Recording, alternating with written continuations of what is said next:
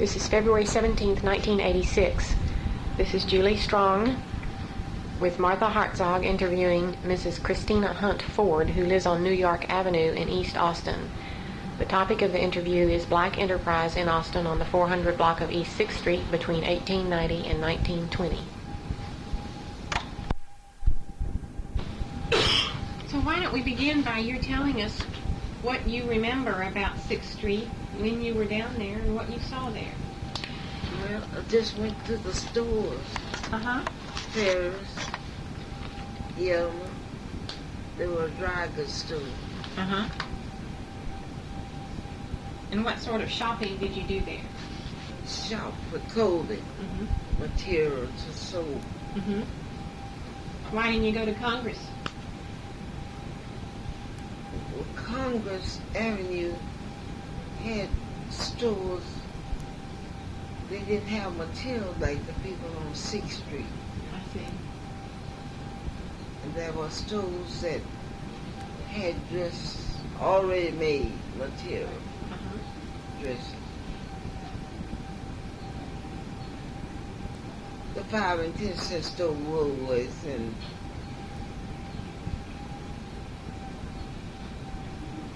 I love that. The 5 and 10 cent store on the corner of 6th and Congress. That was a good store, Woolworth. And then you cross over was the Littlefield building, was a bank. They had clothing, but they were high at that time. Then I went on down to Ferris, Gilmer. So you bought the material and made your clothes. I see. So you were making your own clothing. You were buying fabric from Ferris and Gelman's. Is that That's right. I see. That's right. They had also had a loan place where you could borrow money. On 6th Street? On 6th Street. Do you remember where about that was? It was close to 6th and Red River. Osis and LB Lines. We had a grocery store. It was a hardware store right on the corner of 6th and Red River. It was a theater. What was the theater? On the left hand side going down to 6th and Red River, they had a theater that you could go to, but you had to sit upstairs. The black people had to sit upstairs, and downstairs was the white, segregated. Was that the Ritz Theater? I can't remember. The Lincoln it was on the on the left hand side going to Red River from Congress Avenue. Okay, on the left side. Yes. And the Black Theater was on the right hand side, was opened by Mr. Lawson. So that was the Lincoln, right? That was a Black Theater. Right. Did you see the same types of movies in the Black Theater as you saw in the segregated White Theater? I didn't ever go but twice. I don't care about going to theater, to picture shows. But I went to the opening and I went to another show, but I can't remember what it was, and after that I didn't ever go. My eyes have never been too good. You went to what opening? The opening of the theater that was organized by Mr. Lawson. The Lincoln. Yes. When was that? That was I must have been between 20 and 27 or 8 years old. So about what year would that have been? Let's see. I went there with my place husband. I said it was between 28 and 29 years old. Okay. 19 and 28 and 19 and 29. Okay, and you were also about 28 or 29 years old at that time? Yes, ma'am. So you were born about the year 1900? Well, I'm 88 now. Oh, you're 88. Yeah. I'm so glad to know that. I've been looking for people who were over 80 years of age, and you know they're hard to find. I'm 88. You are? Yes, ma'am. I'm amazed. Well, let's see. Then you would have been born in 1898. 98, that's my birthday. 25th of September, I'll be 89 years old. I'm impressed. What was the opening like? Who all went there? And Oh, it was crowded. It was crowded. They had a good opening because they weren't used to being downstairs watching the pictures in this theater. It was crowded. You had to be upstairs. So this was the first time that everybody got to be on the first row. First row. First row. Yes. We would cross the street. We had to go upstairs. And what they showed, do you remember? No, I don't.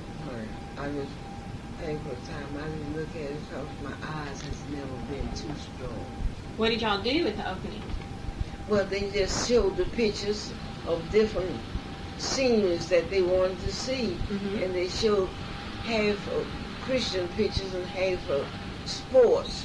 You know, what young people like. Just little clips. Yes. Of different movies. That's right. Were these silent movies? Or were they talking? Talking. Part of it was talking, part of it was not. Did they serve any refreshments at the opening? I don't remember any. Not any. What did you wear? Oh, Lord. I made my own toes then, and they were prints like you have on.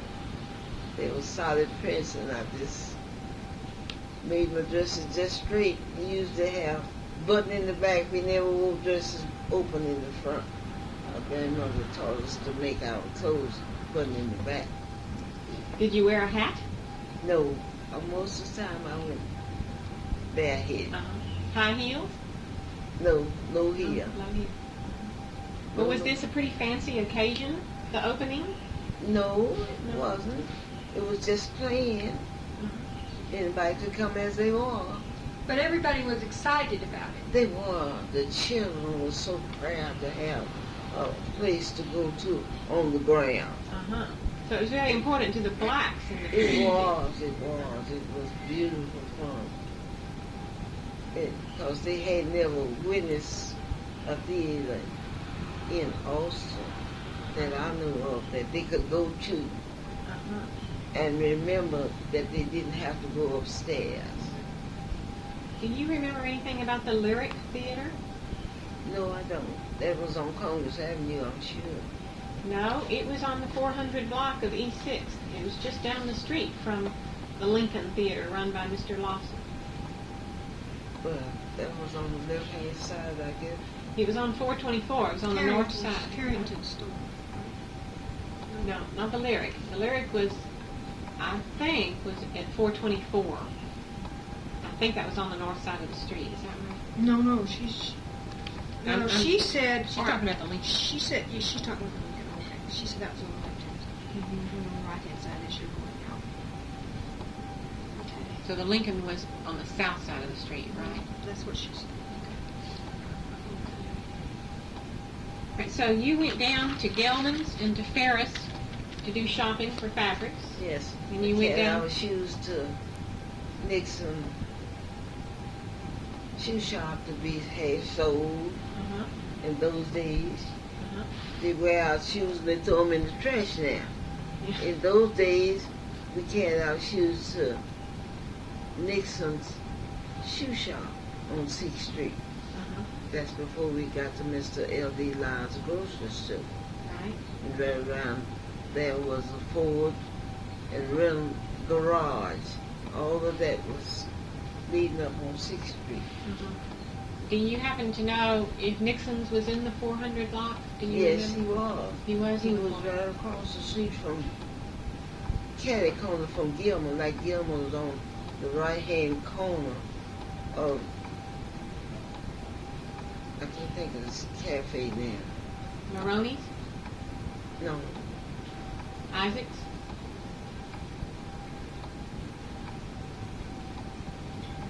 it's right on the corner of Nature's. And he was right up Nixon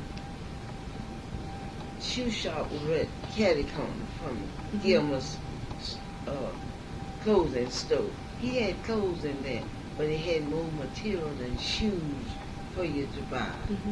And you could make your own clothes. Well, when you went down to 6th Street, was it common for women to go down? Fine. So Everybody seemed like met there, run up on each other in the stores, where Ferris, Gilmer, excuse me, and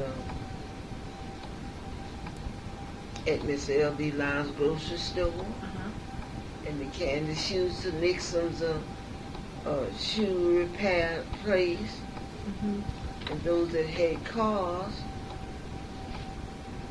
So it was a nice place to go. Nice. It was very nice to go to. The other stores, they would be nice to you, but they had Matilda, didn't have Matilda, they had dresses on Congress Avenue.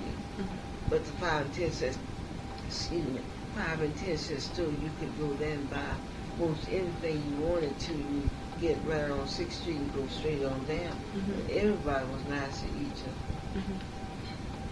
Didn't have any problem at all. Were there other places in Austin that you felt comfortable shopping besides on East 6th Street? Every place, it was comfortable there shopping. Fine. Well, where did you prefer to go? I had a little problem on 6th and Congress of taking your children to the bathroom when they were small. They didn't want you to go to the bathroom at Woodswood, downstairs. Otherwise, they soon broke it up. That's the only problem we ever had that I had ever known. Do you remember ever seeing any peddlers selling their wares on 6th Street? Not selling no wares on 6th Street, no. They were selling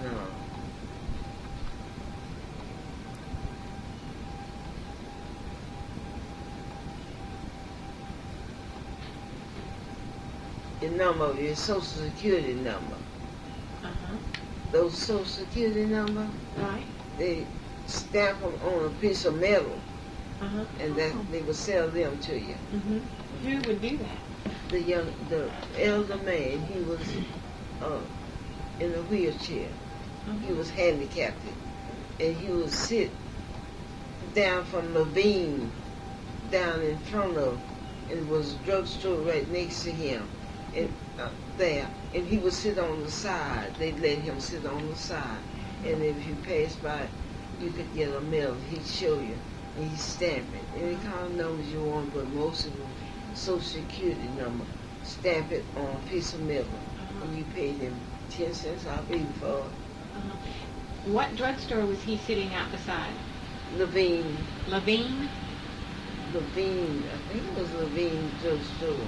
Where was this approximately? Right, you know where, in the 400 block, LD Lines, and he was right across the street. Okay, so it's right across the street from Mr. L.D. Lyons' store? Yes, it was close to 6th and Red River. Yeah, that was in about the 500 block. Mr. Lyons' store was in the 500. 500 So this block. man in a wheelchair wasn't issuing you a Social Security number. He was just giving you a metal plate with the number stamped on it. Is that right? No, he was, he put your number on the... You already had the number. I guess he already had, but he put your number and your name on this piece of metal, about that square. I remember seeing those. I have one here somewhere, but I can't find it. But it's somewhere here in the house. I looked at it not long ago. Well, you remember seeing him there quite a while then. Oh, I stopped there so many times and going to that. You see, when you go to Gilmer to the drug store, you could walk right down to the drugstore and buy what you want and walk right out, and he's in the wheelchair right in front of the store. Well, who gave him permission to stay there? Well, I'm sure the drugstore must have gave him permission because he wouldn't have been there. They always try to sit where somebody can protect them. Oh, they did? Where Yes. someone could protect them? Yes, ma'am. Did you see other peddlers or other people selling things In the That's the only $400? one I've seen just charging it for those plates. Right. And this would have been in the 1920s? Oh, that's way down that place, 1920. That was in 38, Okay. 37 and 38. When this gentleman was That was offering these plates. That's right. Because Social Security, I guess, had started somewhere along in there. Right, in the early 30s. What about dentist? Do you ever remember hearing about a lady dentist who had an office down there? Sarah Shelton was her name. Doesn't ring a bell. No, don't ring a bell.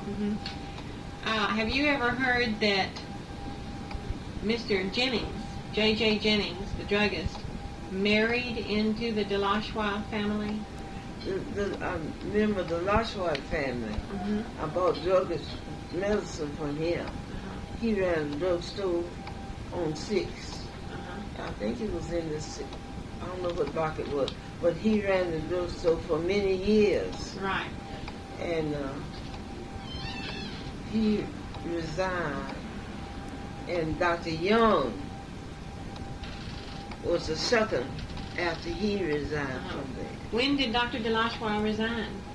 I don't know what year it was, but it seemed to me when Dr. Young took the drugstore open.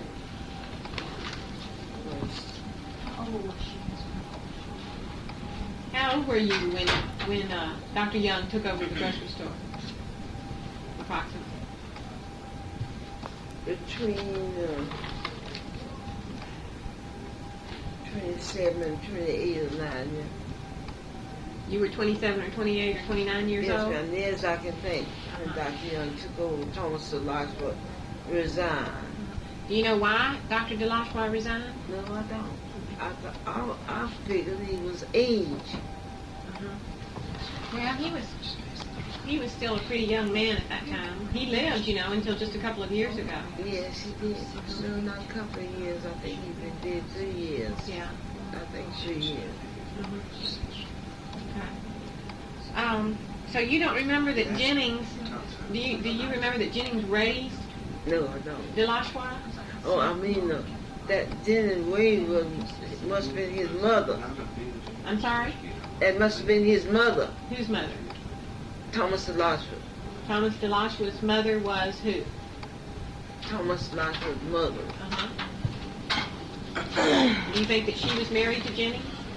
No, I didn't know them at all. I see. Okay.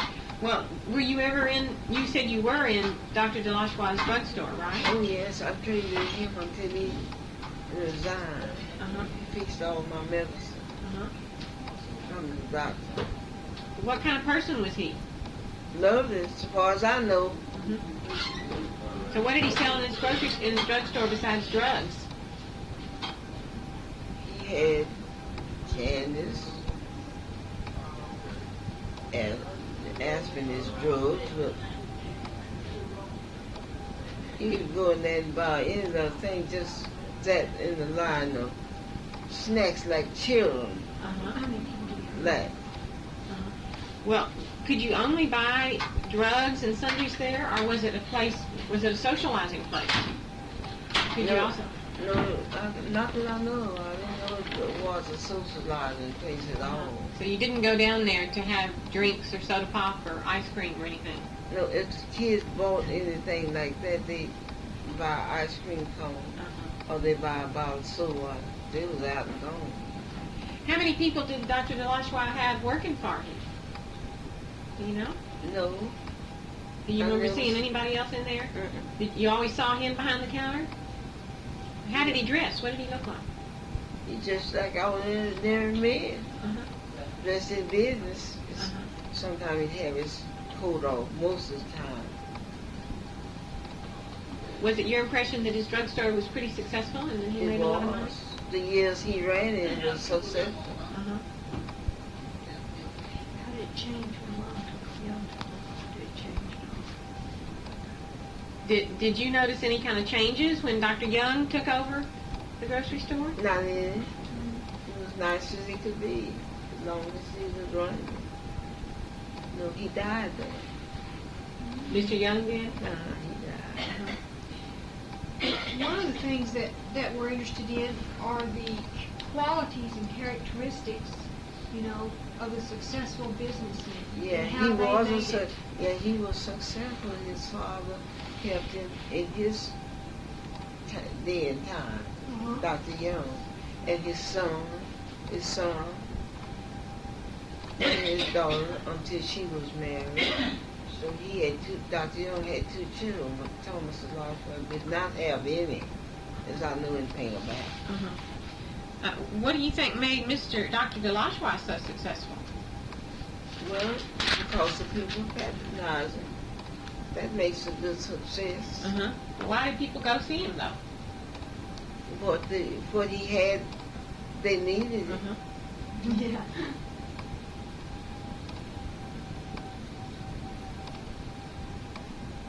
So let's see, did he, was he there the same time as Jennings? I mean, or was there only one? So, Jennings preceded Delachroix. yeah, so they never were at the same time. Well, they might have been. That's what there I was don't some know sort of of connection there. Jennings. Well, Jennings ran the drugstore before Delachroix did. That must have. Jennings was down there 25 years, maybe. Long time. Well, he was there before Thomas Elijah was there. I Yes. just remember his day. Yes. He was there when I came Right. to Austin. Right. Jennings died, I think, in about 1917, before you came. Yes, sir. I don't remember recalling his name at all. Do you remember that there was a doctor's office near that drugstore? Yes. Dr. Gibbons, do you remember him being there? Yes, I do. Dr. Gibbons. Was he your doctor? No. Your dentist? Mm-mm. Did you use any of the doctors in that doctor's office? Dr. Hammond. Dr. Hammond. Oh. Uh-huh. He was in that area. Uh-huh. And this would have been in the 1920s. Yes, I went to him in 1922. Uh-huh. Yeah, Dr. Hammond came in just about that time. He's from Calvert, Texas. Oh, he came from Calvert. Dr. Hammond did. He was a medical doctor? No, just a dentist. Oh, a dentist. So far as I know. Uh-huh. I went to him. Do you know where he was educated? Where he got his training as a dentist? No, I don't. I never did talk to his widow about it concerning only she just spoke about her mother. They were native of Calvert, Texas. Was is Dr. Hammond's widow still alive? Is she still around? Are there any children? No, I never did know of him being married. I see. Oh, I was just going to tell you that in terms of Calvert, that my mother's family came from Marlin, which is near Calvert. Yes.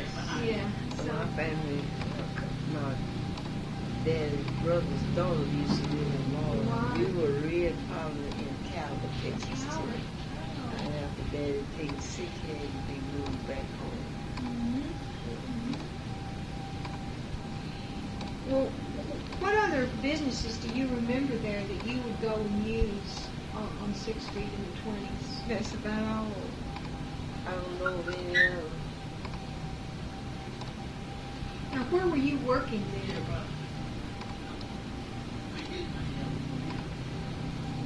Were you working then? Yes.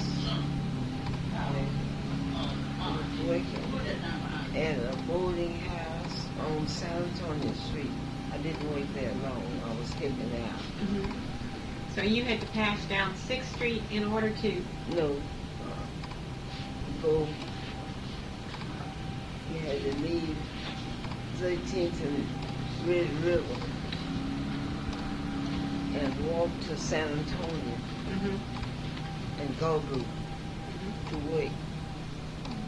That's back of the Capitol. Right. Well, you said that you made a lot of your clothes. Did you ever run into a tailor named B.L. Joyce? Yes, Professor Joyce was my son's band major, At Anderson? Anderson High. What did you think of Mr. Joyce? I think he was a lovely man. He was like a father to our children. Right. Y'all excuse me, talk because I had a stroke in July. But praise the Lord, I'm doing nicely. Good. Professor Josh was a wonderful man. So you knew him as an instructor, as a professor, not as a tailor, is that right? Yes, I used to take clothes to him. You did. For him to fix? Fix. Did he ever make anything for you from No, fabric? not from fabric. Do Just you have thread. anything that do you still have anything that he has worked on? No, he also raided a suit for me one time, but it's worn out. It is worn out. You don't have it anymore? No. Uh-huh. The reason I'm asking about these things is, since this is going to be an exhibit, we're looking for objects that the tailors or the barbers like Mr. Joyce that he made, if we'd really like to get a hold of a suit of clothing Yes, or a blouse or a tuxedo that he made himself. So He was a good one. But so many other used I never had anything that he had to do for me along that line. Because I only had one son. uh-huh. And usually I made his blouses when Professor George, and his shirts too, when he was living. Until he resigned from being a major at Anderson High. Uh-huh. So you didn't really have any cause to use Mr. No. Joyce. Now, let me get this straight. Mr. Joyce was the tailor, but he also taught band. That's right, he was a major at Anderson High for years. He established the first band there and took that band to state championship. And Oh yes. was very he successful with that. And Wonderful man. very well thought of. You keep saying he's so wonderful. What is it that you're thinking of? Give us some. Well, I think he had a lovely talent, and he gave the children the best he had. That's nice. That's nice. He taught those children how to be manly and how to play and be respectable in his class. Uh-huh. I thought that was great. All the children came out of his class down through the years, made good leaderships. Mm-hmm. And I thought that was the greatest thing going on. So he was not only respected as a musician, but as a person for the virtues and the That's right. values that he could communicate to That's children. right. In the community. Mm-hmm. Was he known as a disciplinarian with the children? Yes. You know, I don't. What you say? Was he known as a disciplinarian Was for he the firm? children? Was he firm with them He about what they was had firm to do? with them, what they had to do. Mm-hmm. He disciplined. That's what I liked about it. You had to understand everything that he wanted you to know that was right. Uh-huh. What kind of instruments could Mr. Joyce play? Do you know? No, I don't, but I guess everything that was in the band, my son played the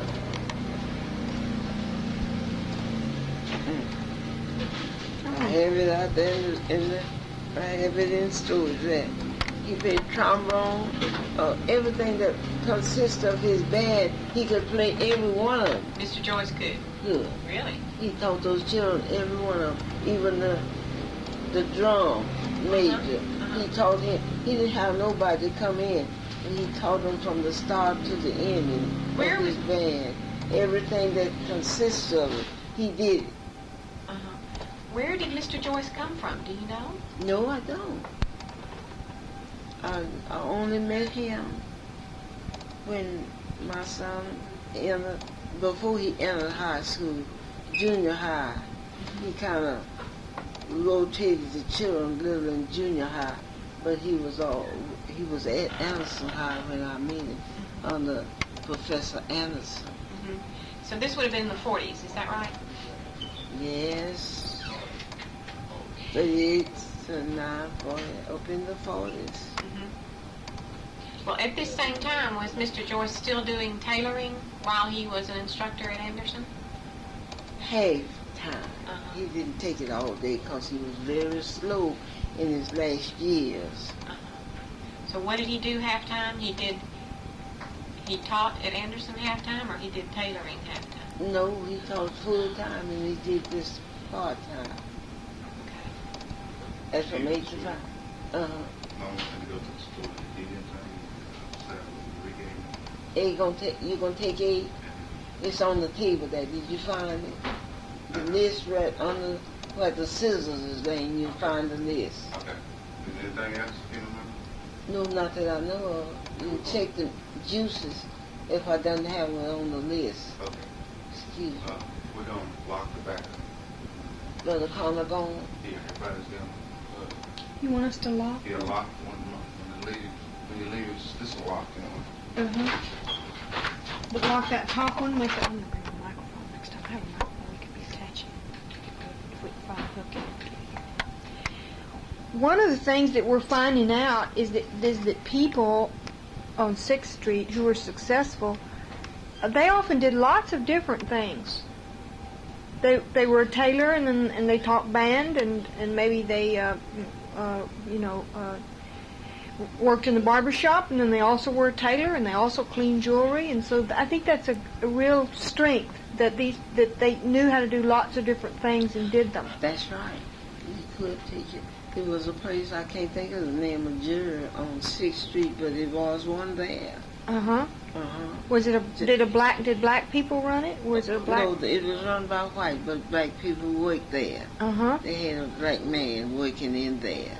Was that R.K. Lewis? No, that'd be, of course. I don't know who he was. I never was in there, but one time just looking at some jewelry, and I bought a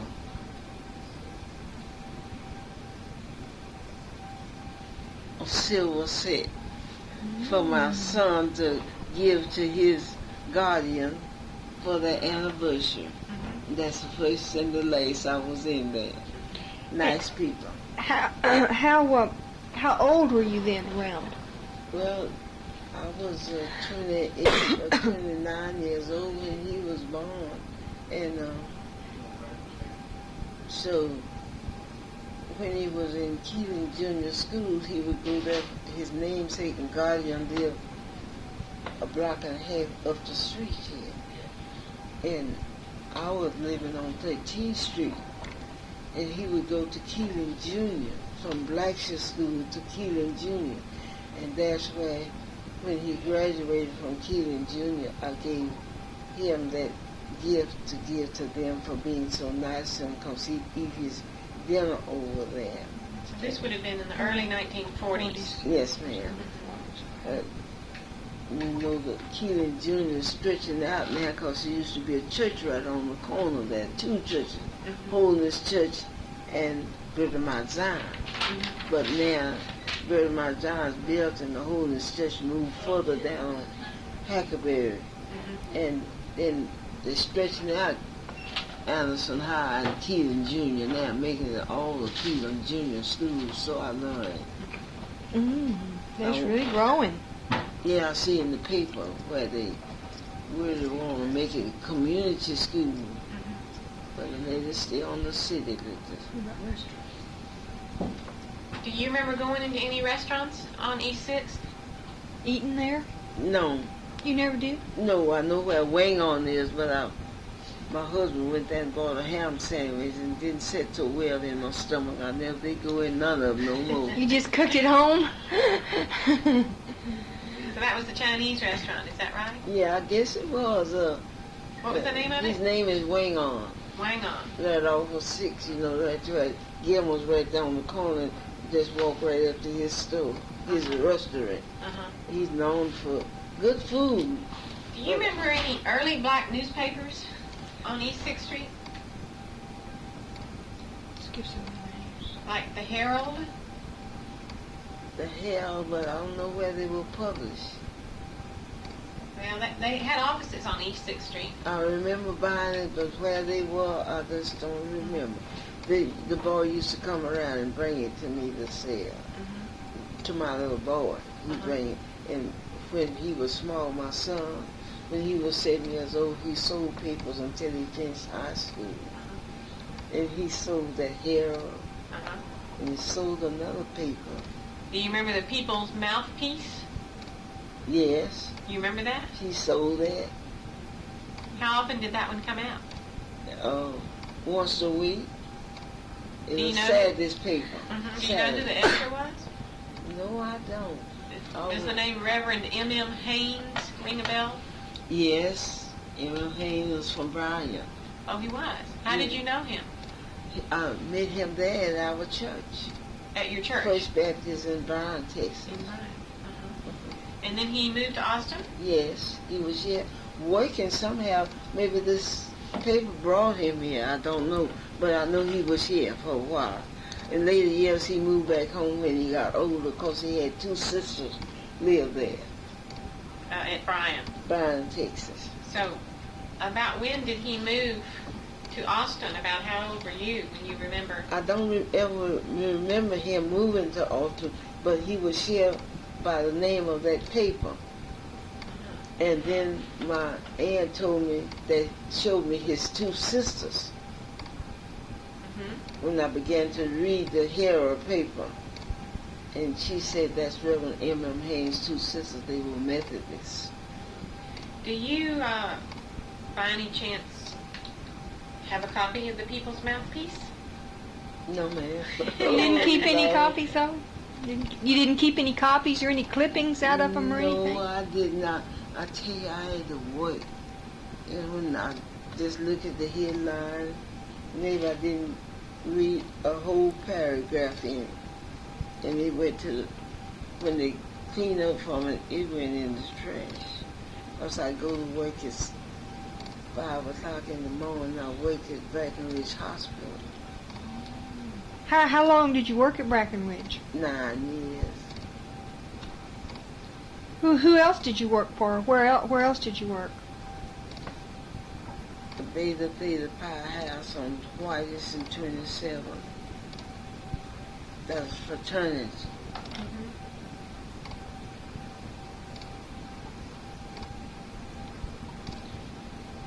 Do you have any old photographs, maybe, that might have scenes of 6th Street on them? I don't recall. I don't remember any.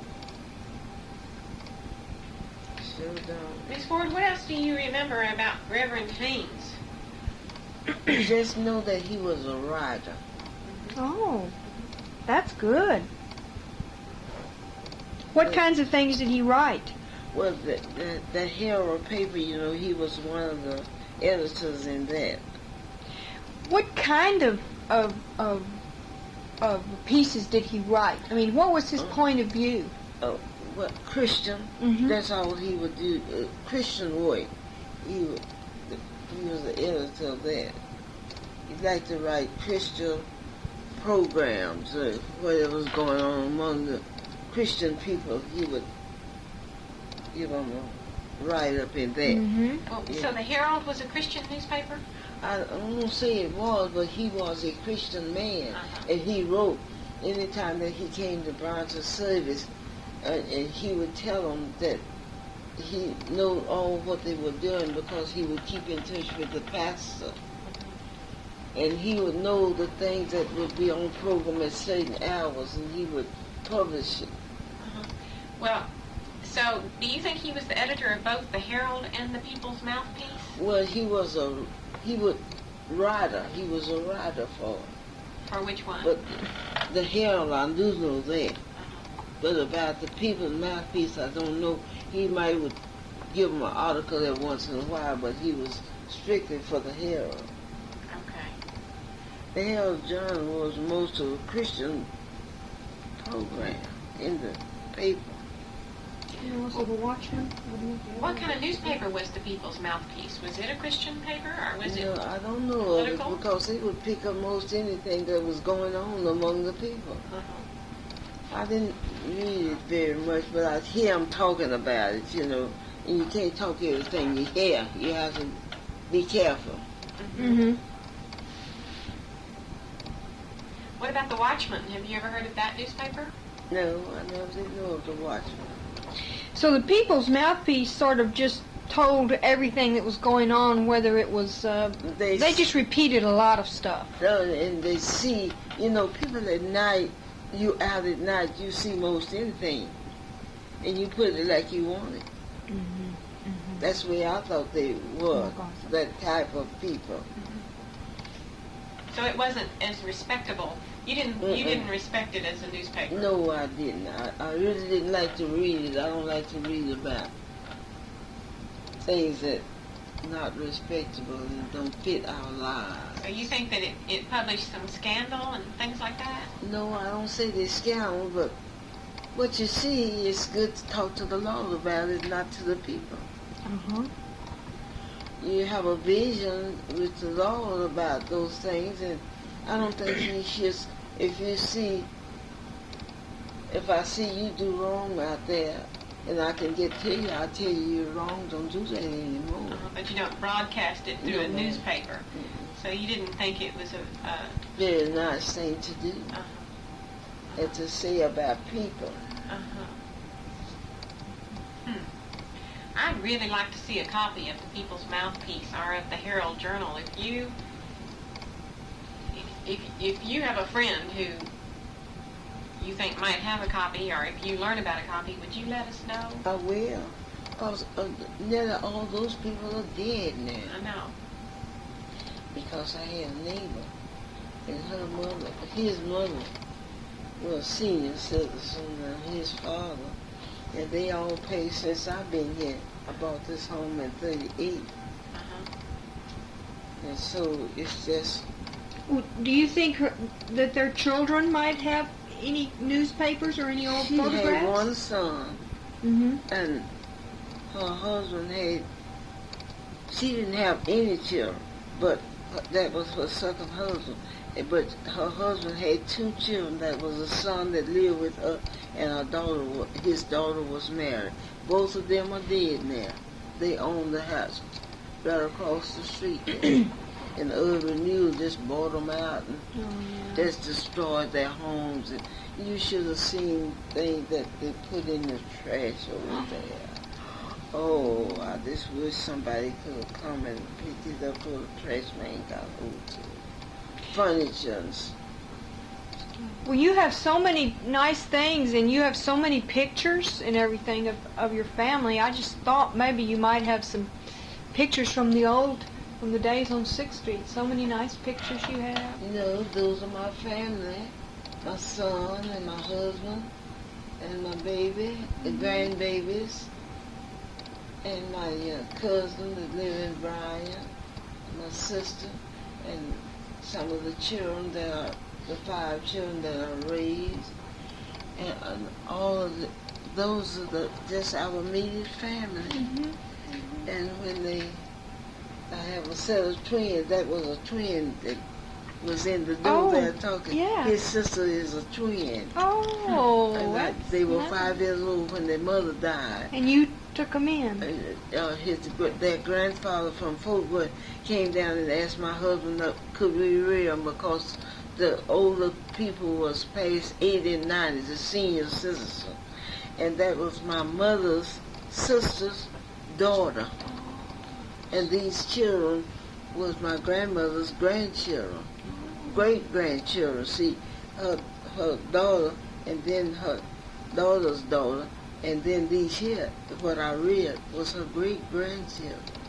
And those pictures on that side is a twin in her little family. And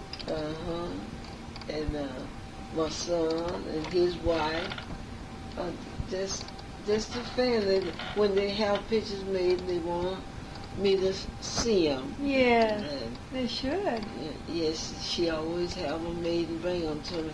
And that's that's Robert, Jean, Robert, and that little boy right there in the front is the second brother, and he lives in Tacoma, Washington. Oh, way far. He's dean over the men down there. He's been there since '75. Oh, very good. But he got his master's degree. But he wanted to come to Austin and work on his PhD at the University of Texas. But he has a son, and he was married to a white girl. And they separated, and that's her son there. But he keeps the boy. That's good. He's 14 now. Been had him ever since he was 4 years old. Oh. Sweet, lovely talent. And so he's a dean over the men down there in Tacoma, Washington. And he wants to come home to see his family, but since they made him that way. He doesn't have time. Don't have time. Well, what did your husband do? My husband was a mechanic, and he's retired from that. Where did he work? But his shop was right back up Nichols